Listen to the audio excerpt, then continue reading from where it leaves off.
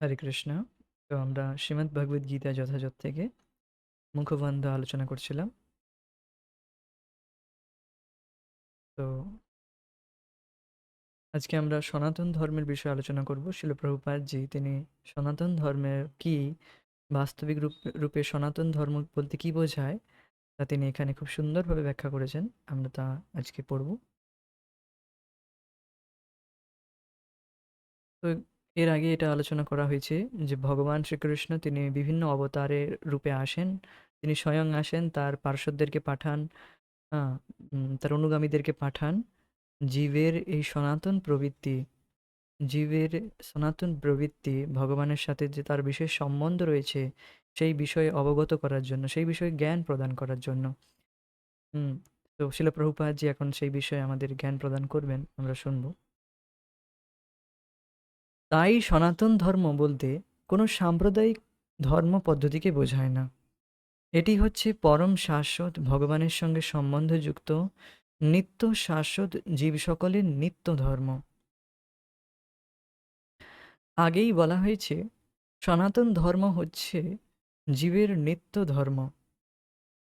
শ্রীপাদ রামানুজাচার্য সনাতন শব্দটির ব্যাখ্যা করে বলেছেন, যার কোনো শুরু নেই এবং শেষ নেই।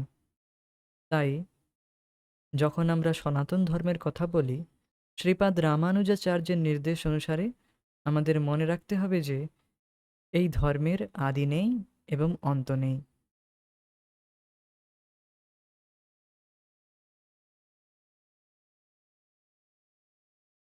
সনাতন ধর্ম কোনো সম্প্রদায় ভিত্তিক নয়, কোনো একটি সম্প্রদায় সম্প্রদায়ের অন্তর্ভুক্ত নয়।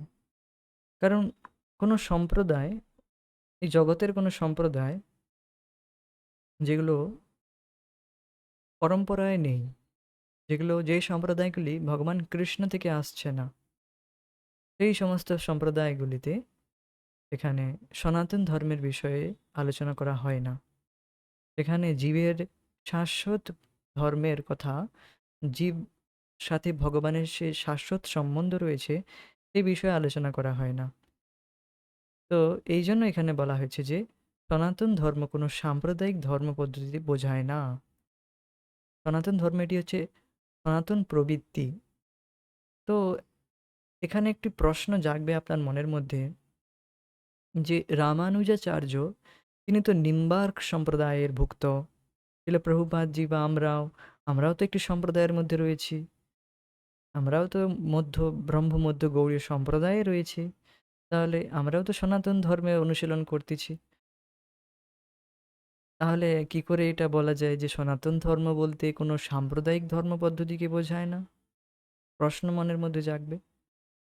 তো দেখুন, উম শিল প্রভুপাদজি কেন এটি বলেছেন? কারণ সনাতন ধর্মের যে বিষয়ে, এই যে বিষয়টি, এটি এটি সনাতন। মানে এর কোনো আদি নেই, এর কোনো অন্ত নেই। এইবার এই বিষয় সম্বন্ধে যারা সঠিক জ্ঞান প্রদান করছেন, যারা পরম্পরায় রয়েছেন, এ সেখান থেকেই আমাদের জ্ঞান আহরণ করতে হবে। যে পরম্পরা ভগবান শ্রীকৃষ্ণ থেকে শুরু হয়েছে। মূলত ৪ টি পরম্পরা যেটি প্রামাণিক। হুম, ব্রহ্ম সম্প্রদায়, ব্রহ্ম অর্থাৎ যে সম্প্রদায়ে আমরা রয়েছি, ব্রহ্মাজি থেকে যে সম্প্রদায় শুরু হয়েছে, নিম্বার্ক, রুদ্র আর শ্রী সম্প্রদায়, এই ৪ টি সম্প্রদায় রয়েছে। তো এই যে ৪ টি সম্প্রদায়, এটি ভগবান শ্রীকৃষ্ণ থেকে আসছে। মূলত দেখুন, যে সম্প্রদায়ে সনাতন ধর্মের বিষয়ে আলোচনা করা হয়, এটি প্রামাণিক। এই ৪ টি সম্প্রদায়ে সনাতন ধর্মের সম্বন্ধে আলোচনা করা হয়, এটি প্রামাণিক। বাকি সম্প্রদায়ে এই সনাতন ধর্মের বিষয়ে আলোচনা করা হয় না। তো সেগুলো প্রামাণিক নয়, সেগুলো একটি সময়ের পর শুরু হয়েছে। আর সেগুলো একটি কিছু তাদের নিজের মতবাদ রাখে। তারা সনাতন ধর্মের কথা বলবে না, বা এটি কখনো বলবেন না যে ভগবানের সাথে জীবের একটি শাশ্বত সম্বন্ধ রয়েছে। তারা তো নিজের মতকেই বড় করে মানবে যে আমার মতটাই ঠিক। তো এইভাবে যারা বলছে তারা আহ, সনাতন ধর্মের পথিক নয়। তারা সনাতন ধর্মের অনুশীলনকারী নয়। তারা অন্য কিছু একটা করছে। কিন্তু সনাতন ধর্ম পালন করছে না। সনাতন ধর্ম মানে যেটি শাশ্বত প্রবৃত্তি। তো এটি এখনই বলা হবে এরপরে যে নিত্য ধর্ম এখানে বলা হয়েছে।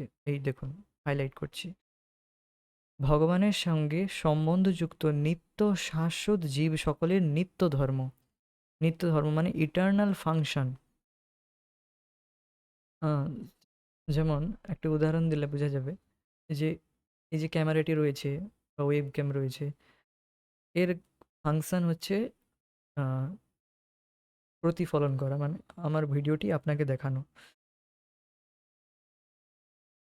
ভিডিও রেকর্ডিংয়ে সাহায্য করে এটি ক্যামেরা হিসেবে। তো এর ফাংশন এটাই। তো জীবের ফাংশন হচ্ছে ভগবান শ্রীকৃষ্ণের নিত্য দাস রূপে। এটা হচ্ছে জীবের নিত্য ধর্ম। শাশ্বত জীবের শাশ্বত ধর্ম হচ্ছে ভগবান শ্রীকৃষ্ণের সেবক রূপে। আর এই যে নিত্য ধর্ম, এই যে বিষয়টি মানে আমরা ভগবানের সেবক, আর এটি হচ্ছে আমাদের নিত্য ধর্ম। এটি কোনো একটি কোনো একটি টাইম পিরিয়ড বা সময়কালের পর শুরু হয়নি। যে কোনো এক সময়ের পরে আমরা ভগবানের দাস হয়েছি বা এখন শুনছি বলে দাস না। আমাদের নিত্য মানে চিরাচরিতভাবে আমরা সবসময় ভগবানের দাস রয়েছি। হুম। তো এটাই হচ্ছে আমাদের নিত্য ধর্ম। ধর্ম মিন্স ধর্ম এবার কিছু কর্তব্য করা, যেটি আমাদের নিত্য। এখন আমরা যখন বুঝলাম যে আমরা ভগবান শ্রীকৃষ্ণের নিত্য দাস, তো আমাদের কিছু কর্তব্য এখন জাগৃত হবে ভগবানের প্রতি। সেগুলো করা, সেগুলোই হচ্ছে আমাদের নিত্য ধর্ম।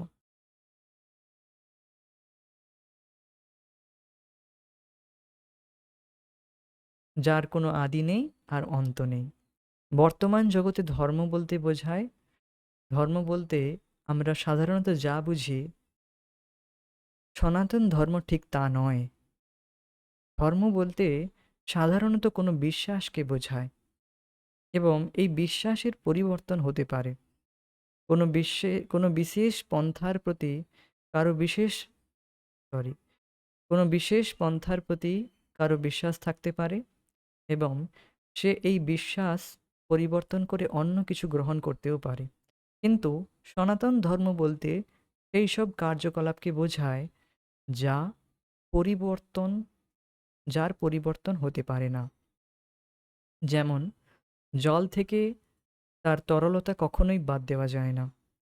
আগুন থেকে যেমন তাপ ও আলোককে বাদ দেওয়া যায় না, তেমনি সনাতন জীবের সনাতন বৃত্তি জীবের থেকে আলাদা করা যায় না। জীবের সঙ্গে তার সনাতন ধর্ম ওতপ্রোতভাবে জড়িয়ে আছে। সুতরাং যখন আমরা সনাতন ধর্মের কথা বলি, তখন শ্রীপাদ রামানুজাচার্যের প্রামাণ্য ভাষ্য মেনে নিতে হবে যে এর কোনো আদি অন্ত নেই।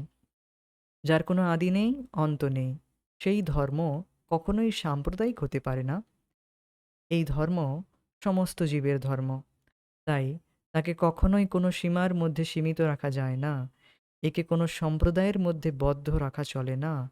কিন্তু তবুও কিছু সাম্প্রদায়িক লোক মনে করে যে সনাতন ধর্ম একটি সাম্প্রদায়িক ধর্ম।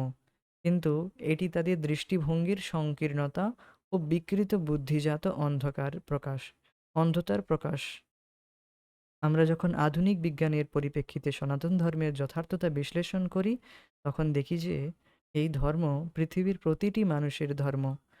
শুধু তাই নয়, এই ধর্ম সমগ্র বিশ্ব ব্রহ্মাণ্ডের প্রতিটি জীবের ধর্ম।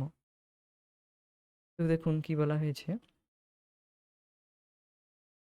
বর্তমান যুগে আমরা যাকে ধর্ম বলে মনে করছি, আমি হিন্দু, মুসলমান, ঈসাই, খ্রিস্টান, ইহুদি, এগুলো একটি বিশ্বাস মাত্র। এগুলো একটি বিশ্বাস বা শ্রদ্ধা, বিশ্বাস কেবল। একটি বিশেষ মত অনুসারে আমি এই বিশ্বাসে বিশ্বাসী, সেই ব্যক্তি অন্য বিশ্বাস রাখতে পারে। তো ধর্মের ট্রান্সলেশন অনুসারে এই নয়, ধর্মের ইংরেজিতে ট্রান্সলেশন মানে ইংলিশে ট্রান্সলেশন অভিধানিক অর্থ রিলিজিয়ান, মানে কোনোভাবে কোনো রকম একটি বিশ্বাস বা ফেথ। তো এই বিশ্বাস তো পরিবর্তিত হতে পারে। আর ধর্মর অর্থ, প্রকৃত সংস্কৃতের অর্থ হচ্ছে কোনো বস্তুর সেই গুণ যা তার থেকে আলাদা করা যায় না, তাকেই বলা হয় প্রকৃত ধর্ম। যেমন জলের ধর্ম তরলতা, আগুনের ধর্ম হচ্ছে প্রকাশ, আলোক দেওয়া আর তাপ। তো এই জল থেকে আপনি কোনোদিন তরলতাকে আলাদা করতে পারবেন না। হ্যাঁ, একটি সার্টেন স্টেজে সেটি বরফ হয়ে যায়, কিন্তু সেটি তার নিত্য ধর্ম নয়, মানে সেটি তার নর্মাল কন্ডিশন নয়। আর আগুনের থেকে আপনি কিভাবে তাপকে বাদ দেবেন, কিভাবে আলোককে বাদ দেবেন? আজকেই হঠাৎ করে আমি অসাবধানতাবশ আমার একটু আগুনের জন্য, নট আগুন বলবো, রান্নার জন্য এখানে আমার হঠাৎ করে কড়ায় আমার হাতটা ছোঁয়া লাগলো। তো সঙ্গে সঙ্গে সেটা কোনো রকম আহ, দয়া মায়া ছাড়াই আমাকে, আমার হাতে আমার একটু তাপ লাগলো, আমার হাতটা জ্বলে গেল, একটু জ্বলে গেল মানে হালকা হ্যাঁকা লাগলো যাকে বলা হয়। সো এখানে তো বুঝতেই পারছেন, তো এটি কোনো রকম ভাবের উপায় রাখে না যে আমি তো জানি না, আমি অজান্তে হাত দিয়েছি, তা নয়। যেভাবেই আপনি যে করুন এটা কাজ করে, ফাংশন, এটাই হচ্ছে তার বৃত্তি, মানে তার ধর্ম। তো এইভাবে জীবের বৃত্তি হচ্ছে প্রত্যেকটি জীবাত্মা, সে ব্রহ্মা থেকে শুরু করে আর পাতাল লোক পর্যন্ত, হুম, পিঁপড়ে, কুকুর, পশু পাখি, যত কিছু দেখছি আমরা, সবার বৃত্তি, সবার প্রবৃত্তি হচ্ছে আহ সেবা করা, সেবা করা। এটা হচ্ছে জীবের নিত্য ধর্ম। নিত্য ধর্ম অর্থাৎ তার সেবা করা, এই অর্থাৎ ভগবান শ্রীকৃষ্ণ সে নিত্য দাস, সে সেবক। He is a servant, not master. সে একটি সেবক। তো এটা হচ্ছে, এটা আমাদের বুঝতে হবে। এইবার সে কোনো বিশেষ বিশ্বাসী হোক, আমি অমুক পন্থাকে মানি, সেই ব্যক্তি অমুক পন্থাকে মানে, যেই পন্থাই মানুক, তাকে সেবকই থাকতে হবে। সে সেবক। এইবার বলা হবে যে যে এখন সে এই সব সেবা করে সে কিন্তু দুঃখই পাচ্ছে, সে দুঃখই পাচ্ছে জগতে। সে যতক্ষণ না তার নিত্য ধর্ম অর্থাৎ কৃষ্ণের সে নিত্য দাস, সে সেইভাবে যে কাজ না করছে, ততক্ষণ সে সুখী হবে না, এটাই বলা হবে এখানে। তো আমরা এটি পড়ি। অসনাতন অসনাতন ধর্ম বিশ্বাসের সূত্রপাত পৃথিবীর ইতিহাসে, ইতিহাস অসূত্র অসনাতন ধর্মবিশ্বাসের সূত্রপাতের ইতিহাস পৃথিবীর ইতিহাসের বর্ষপঞ্জিতে লেখা থাকতে পারে, কিন্তু সনাতন ধর্মের সূত্রপাতের কোনো ইতিহাস নেই। তো যেগুলো অসনাতন ধর্ম, মানে যেগুলোর কোনো সাম কাইন্ড অফ ফেথ, কিছু কোনো রকম একটি বিশ্বাস মাত্র, হিন্দু ধর্ম, মুসলমান ধর্ম, এইগুলো, তো এগুলো আপনি দেখবেন কিছু সময় পরে এগুলো সৃষ্টি হয়েছে, সরি, কিন্তু সনাতন ধর্মের সূত্রপাতের কোনো ইতিহাস নেই। কারণ সনাতন ধর্ম সনাতন জীবের সঙ্গে অঙ্গাঙ্গিকভাবে যুক্ত থেকে চিরকালই বর্তমান।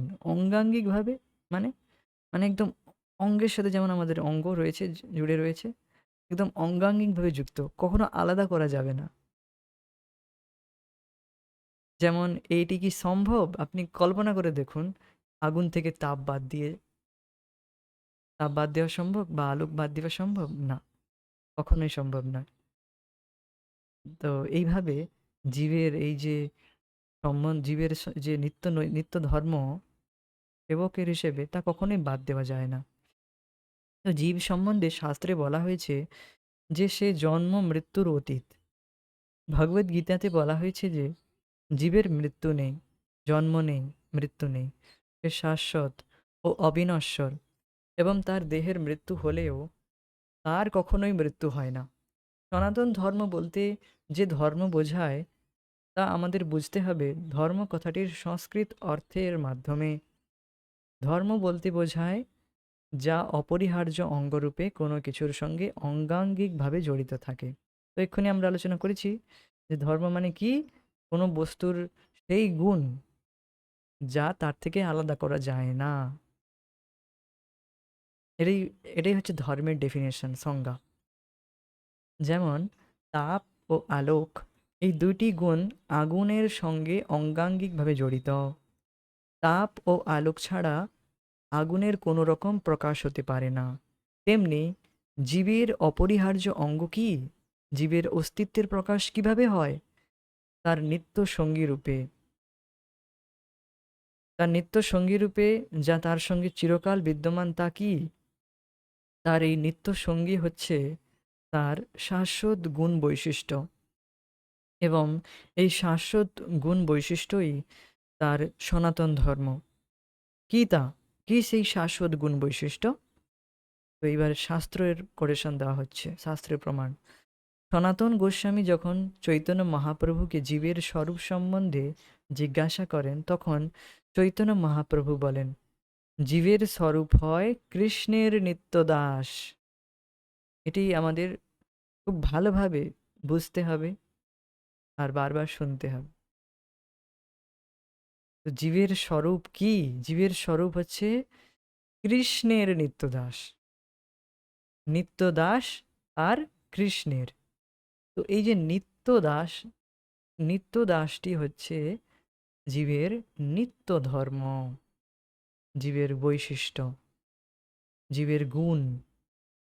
আর এই জগতে আমরা যে ধর্ম, মানে যে আহ, প্রবৃত্তি যেগুলো আমরা লাভ করি, যেমন আমি এখন একটি পুরুষ শরীরে রয়েছি, তো আমাকে আমার পুরুষের মতো কাজ করতে হবে। বা কেউ যদি স্ত্রীর শরীরে থাকে, তাকে স্ত্রীর মতো আচরণ করতে হবে। তো এগুলো নৈমিত্তিক ধর্ম, মানে একটা সার্টেন পিরিয়ডের পর সেটি সৃষ্টি হয়েছে। এই শরীরে, আমার এই পুরুষ শরীরটি নষ্ট হয়ে যাওয়ার পরে, হ্যাঁ, তো আমার এই নৈমিত্তিক ধর্ম মানে এই যে পুরুষের মতো কাজ করা আমার বন্ধ হয়ে যাবে। তো এটি আমার নিত্য ধর্ম নয়। বা আমি এখন কোনো একটা জব করছি, এবার আমার যদি কোনো রকম ভুল চুকি হয় বা কোনো রকম আমি কোনো অপরাধ করি, তখন আমাকে সেখান থেকে বের করে দেওয়া হবে। তো এটাও আমার নিত্য ধর্ম নয়। সো এই জগতে সবাই পার্মানেন্ট জব চায়, পার্মানেন্ট জব, গভর্নমেন্ট জব চায়। এটি কিনা পার্মানেন্ট বলে লোক। তো বাস্তবে কি এটি পার্মানেন্ট? উত্তর হচ্ছে না। কেন?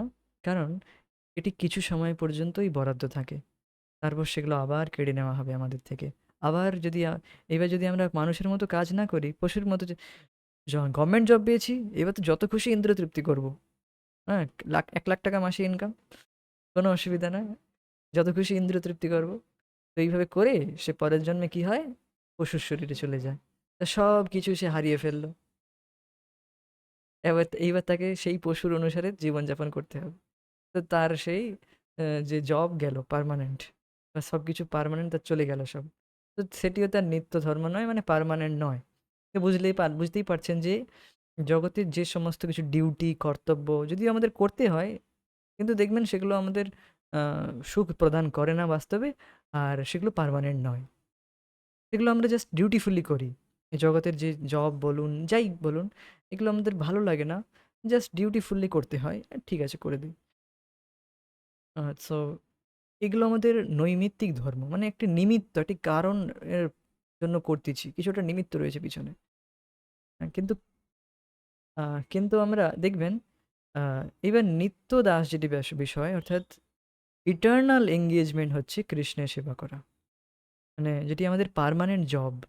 এই যে ভগবানের সম্বন্ধে এখন শুনছি, এটি কি কেবল আজকে এখন আমরা একটি রুটিন মাফিক শুনছি, 1 ঘন্টা করে বা 40 মিনিট 30 মিনিট করে। তো এটি হচ্ছে শাশ্বত এঙ্গেজমেন্ট। এটি শাশ্বত কালের জন্য এই কাজই আমাদেরকে করতে হবে। আজকে আমরা হরে কৃষ্ণ মহামন্ত্র জপ করছি, তো এখন মুক্ত হওয়ার পরেও কি আমাদের করতে হবে? প্রশ্ন করে অনেকে। হ্যাঁ, এর মুক্ত হওয়ার পরে তো আরো বেশি বেশি নাম জপ হবে, অটোমেটিক। আরো বেশি বেশি ভগবানের নাম নাম জপ, কথা শ্রবণ করা, তাতে আরো বেশি আমরা সুখ লাভ করি। তা অটোমেটিক হতে থাকে। তো এখন তাহলে বুঝতেই পারছেন যে আমাদের শাশ্বত কাজটি কি? তাহলে এখন প্রশ্ন করা হবে যদি আচ্ছা, আ তাহলে আপনি কোন কাজটি আপনি কাজটির উপর বেশি ফোকাস করবেন? যেটি কিছু সময়ের জন্য রয়েছে আর না যেটি নিত্য, যেটি পার্মানেন্ট? তো বুদ্ধিমান ব্যক্তি সে যার যেটা নিত্য এঙ্গেজমেন্ট অর্থাৎ তার ইটার্নাল জব তার উপর ফোকাস করবে। এটাকে আমি আরো ভালো করে করতে পারি যেন। সেটাই হচ্ছে আমাদের আ তো সেটাই হচ্ছে আমাদের নিত্য অর্থাৎ পার্মানেন্ট জব, কৃষ্ণের সেবা করা। তো এখন আমরা এখানে শিল প্রভুপাদ জি এনালিসিস দেবেন, বর্ণনা দেবেন যে আমরা সবাই দাস। কেউ যখন কৃষ্ণের নিত্য দাস, কৃষ্ণকে যখন ভুলে যায় তখনও তাহলে কি সে দাস থাকে না? হ্যাঁ, তবুও সে দাস থাকে, দাসই থাকে। সে তখন মায়া দাস হয়ে যায়। যখন সে কৃষ্ণকে ভুলে যায়, তখন সে মায়ার দাস হয়ে যায়। হ্যাঁ, এইজন্য সে বারবার দুঃখ পায়। এটাই এখানে অ্যানালিসিস দেওয়া হবে, বর্ণনা দেওয়া হয়েছে দেখুন।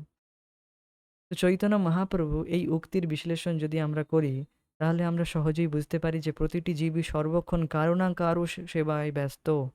এভাবে অপরের সেবা করার মাধ্যমে জীবনকে উপভোগ করে। নিচু স্তরের পশুরা ভৃত্য যেভাবে প্রভুর সেবা করে, ঠিক সেভাবে মানুষের সেবা করে। মানুষের ক্ষেত্রেও আমরা দেখতে পাই যে মানে একজন ব্যক্তির নাম দেওয়া হয়নি, জাস্ট একটা লেটার দেওয়া হয়েছে, অক্ষর দিয়েছেন। খ প্রভুকে ক প্রভু সেবা করে, গ প্রভুকে খ প্রভু সেবা করে, আর গ সেবা করে ঘ প্রভুকে। এভাবে সকলেই কারো না কারো দাসত্ব করে চলেছে। এই পরিবেশে আমরা দেখতে পাই বন্ধু বন্ধুর সেবা করে, মা সন্তানের সেবা করে, স্ত্রী স্বামীর সেবা করে, স্বামী স্ত্রীর সেবা করে ইত্যাদি। এভাবে খোঁজ করলে দেখা যাবে যে জীবকুলের সমাজে সেবামূলক কাজের কোনো অন্যথা নেই। রাজনীতিবিদেরা জনগণের কাছে তাদের নানা রকম প্রতিশ্রুতি শুনিয়ে তাদের সেবার ক্ষমতা বোঝাবার চেষ্টা করে থাকে। ভোটদাতারা তাই মনে করে যে রাজনীতিবিদেরা সমাজের খুব ভালো সেবা করতে পারবে, তাই তারা তাদের মূল্যবান ভোট তাদের দিয়ে দেয়। দোকানদার খরিদ্দারের সেবা করে, শিল্পী ধনিক সম্প্রদায়ের সেবা করে, আর ধনী সম্প্রদায় তাদের পরিবারের সেবা করে। এভাবে এবং পরিবারের প্রতিটি সদস্য নিত্য জীবের নিত্য সামর্থ্য অনুযায়ী রাষ্ট্র ও সমাজের সেবা করে। তো এই সমস্ত উদাহরণে একটা জিনিস কমন পাবেন, কি? সেবা করা। তো জীবের নিত্য সামর্থ্য হচ্ছে গিভ সার্ভিস। সার্ভিস দেওয়া বন্ধ হবে না। এর দ্বারা খুব বড় জিনিস ছিল প্রভুপাদ জি এখানে মায়াবাদের খণ্ডন করছেন।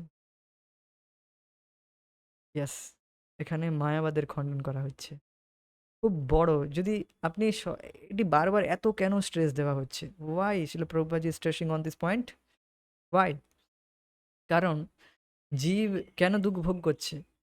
কারণ সে ভগবান হতে চায়। এটি বুঝতে হবে। এটি আমাদের বুঝতে আমরা কখনো ভগবান হতে পারবো না। আর্টিফিশিয়ালি কখনো ভগবান হতে পারবো না। যতবার চেষ্টা করব, ততবারই আমরা দুঃখই পাবো। আমরা সেবকই থাকবো। কারণ আমরা সেবক। আমাদের যেমন উদাহরণ দেওয়া হলো যে, আগুনের থেকে তাপ আলাদা করা যায় না, তেমনি জীবের থেকে সেবা ধর্ম আলাদা করা যায় না। জীব এখন কি চাইছে? আর্টিফিশিয়ালি কৃত্রিমভাবে সে ভগবান হতে চাইছে, নিয়ন্তা হতে চাইছে। এইজন্য দুঃখ ভোগ করতেছে। সে যখন বুঝবে আমি কোনোদিন ভগবান হতে পারবো না, আমি সেবক। তো এখন যারা মায়াবাদী তারা এখন জীবকে তারা বলছে যে তুমি ভগবান হয়ে যাবে, তুমিই ভগবান, তুমি পরব্রহ্ম, তুমি সাধনা করো, আর ই করো, ইন্দ্রিয় সংযম করো, ধ্যান করো, এই সেই করো, সব আর দেখবে তুমি সেই পরমেশ্বর ভগবান। তো এটি হচ্ছে মায়া, অ্যাকচুয়ালি এটি মায়ার পাশ। এটি এটি একটি খুব বড় মায়া, যে জীব জীবের যে বৈশিষ্ট্য নিত্য ধর্ম অর্থাৎ সে সেবক, সে কোনোদিন ভগবান হতে পারবে না। এটি হচ্ছে বিষ যেটি আমাদের থেকে আমাদের এর থেকে বাঁচা উচিত। তো এই সিদ্ধান্তের পতন হলে মানে এটি হচ্ছে সিদ্ধান্ত হচ্ছে আমরা সেবক, আমরা কোনোদিন ভগবান হতে পারবো না। তো এই সিদ্ধান্তেই যে হোঁচট খেয়েছে, এখানেই যে ভুল করেছে, তাহলে সে আর কোনো রকম ভাবে প্রগতি করতে পারবে না। আপনি রাস্তায় চলছেন, কোনো রকম হোঁচট খেয়ে গেলেন, কোনো নিয়ম পালন করতে পারলেন না, আবার উঠে দাঁড়িয়ে পড়তে, আবার উঠে হাত প্যান্ট স্যান্ট ঝেড়ে আবার চলতে লাগবেন। আবার সব, আরে আমি তো পড়িই নি। কেউ যদি না দেখে কোনো রকম চট করে কোনো রকম ধুলো ঝেড়ে উঠে পড়ি। কেউ দেখেনি, আচ্ছা কেউ দেখেনি। তখন না দেখবেন কোনো অসুবিধা নয়। কিন্তু এবার যদি পথটাই চেঞ্জ করে নিলাম, তাহলে আর গন্তব্যস্থলে কি করে পৌঁছানো যাবে? রাস্তাই পরিবর্তন করে ফেললাম। তখন আর কি করে আমরা পৌঁছাবো সেই গন্তব্যস্থলে?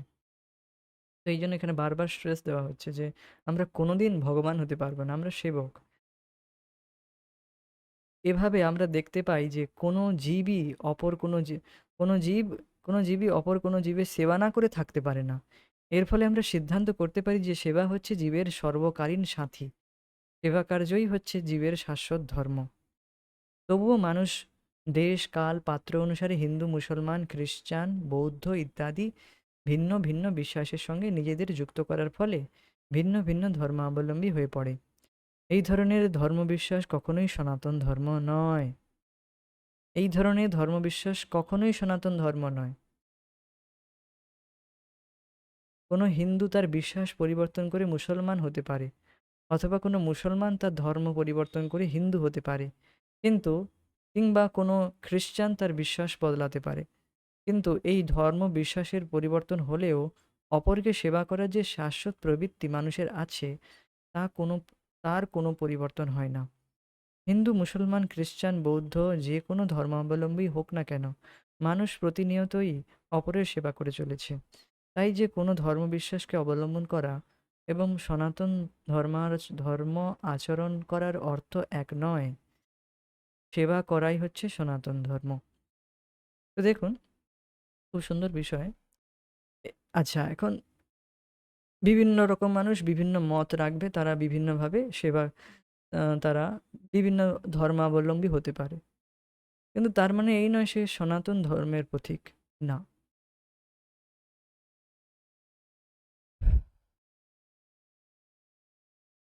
সনাতন ধর্ম তখনই হবে সে যখন ভগবানের সেবা করবে। তো সেবা বিষয়টি রয়েছে, সেটি আলাদা করা যাবে না, সেটি আলাদা করা যাবে না। হ্যাঁ, সো এটাও বুঝতে হবে। আর একটি বিষয়, খুবই খুবই গুরুত্বপূর্ণ বিষয়, সেটি হচ্ছে যে এখন আমাদের কাছে একটি চয়েস রয়েছে যে আমরা ভগবানের সেবা করব কি না। আমরা যদি ভগবানের সেবা না করি, তাহলে আমাদের কাছে কি চয়েস পড়ে থাকে? সেবক তো এখন আমরা সেবক। হ্যাঁ, তো এখন সেবক তো কিছু না কিছু সেবা তো করতেই হবে। ভগবান নেই তো এখন কার সেবা করব? মায়ার সেবা করব। শিল প্রভুপাদ যে এই জন্য বলেন, if we don't serve God then we have to serve dog. যদি আমরা ভগবানের সেবা না করি তখন আমাদের কুকুরের সেবা করতে হবে। দেখবেন মানুষ এই জগতে, যারা ভগবানে বিশ্বাসী নয় কিছু নয়, তারা একটি কুকুর পুষে নেয়। কোনো রকম আত্মীয় স্বজন, কারো কোনো বন্ধু পাচ্ছে না, ঠিক আছে, কুকুর পুষে নেয়। কি করে তখন? কুকুরের পটি তুলে, কুকুরের পায়খানা পরিষ্কার করে, সব কিছু করে। তো এখন সে কুকুরের সেবক হয়ে গেল।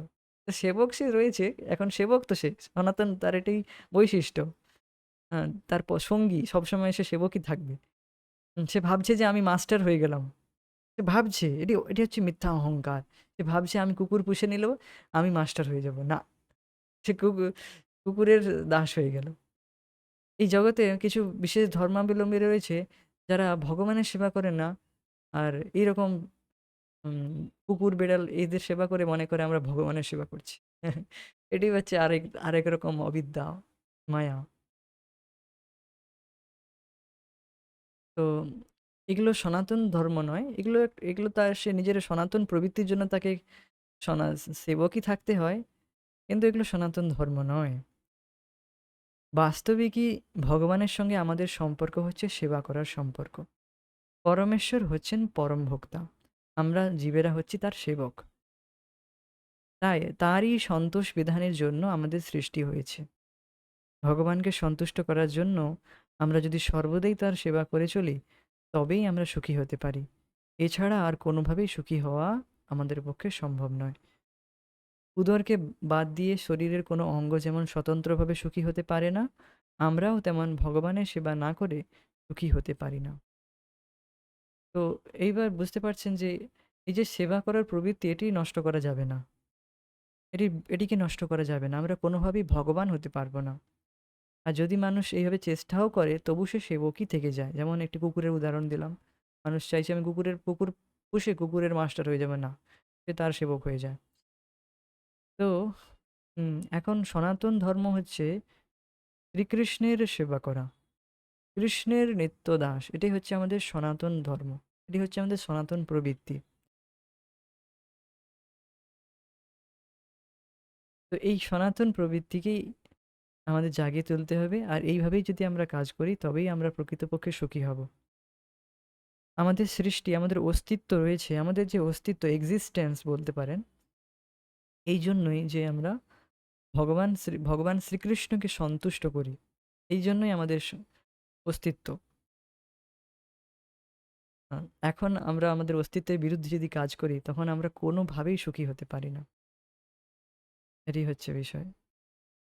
তো একটি উদাহরণ এটি দেওয়া হয়েছে উদরের সাথে শরীরের। অর্থাৎ উদরের সাথে তুলনা করা হয়েছে অর্থাৎ ভগবানকে।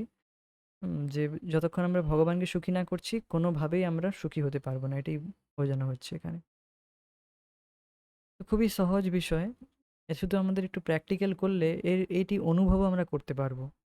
এই জগতের কাজ করে আমরা জাস্ট ডিউটিফুল্লি করি। জগতে যে কাজগুলো করি সেগুলো আমরা ডিউটিফুল্লি করি। ডিউটিফুল্লি মানে কোনো রকম বাস টাইম কাটানো, সময় পার করা।